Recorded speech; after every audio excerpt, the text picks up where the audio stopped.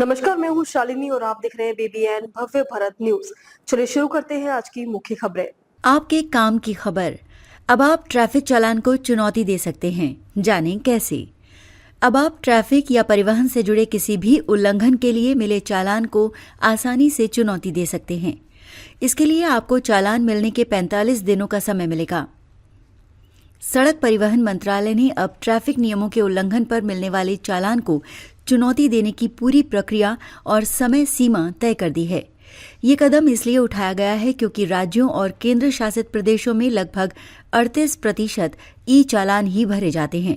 कुछ राज्यों द्वारा उल्लंघनकर्ताओं को दी गई छूट के कारण भी ये व्यवस्था लागू की गई है। अब आप 45 दिनों के अंदर चालान को चुनौती दे सकते हैं। चालान को चुनौती देने का अधिकार और समय सीमा। अब आप ट्रैफिक या परिवहन से जुड़े किसी भी अपराध के लिए मिले चालान को चुनौती दे सकते हैं। इसके लिए आपको चालान मिलने के 45 दिनों के अंदर केंद्रीकृत echallan.parivahan.in पोर्टल पर जाकर अपने दस्तावेजी सबूतों के साथ संबंधित अधिकारी के पास अपनी बात रखनी होगी। अगर आप 45 दिनों के अंदर चालान को चुनौती नहीं देते हैं तो इसे आपकी ओर से स्वीकार माना जाएगा। ऐसे में चालान जारी होने के 75 दिनों के अंदर यानी चुनौती देने की 45 दिनों की अवधि के बाद अगले 30 दिनों में आपको जुर्माने की राशि भरनी होगी।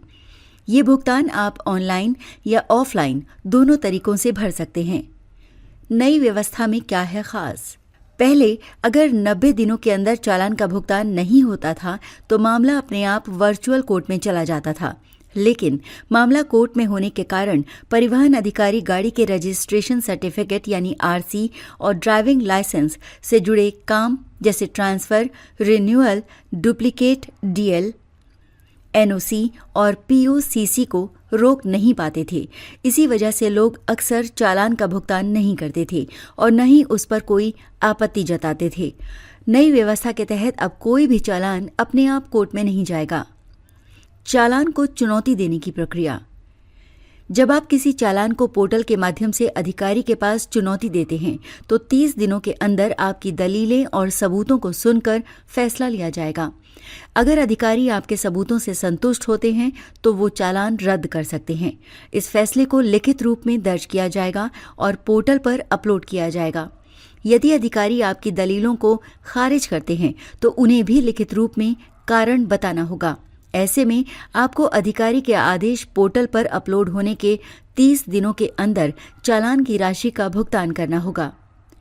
अधिकारी के आदेश से असंतुष्ट होने पर क्या करें? अगर आप अधिकारी के फैसले से संतुष्ट नहीं हैं तो आप चालान की 50% राशि जमा करके कोर्ट में अपील कर सकते हैं।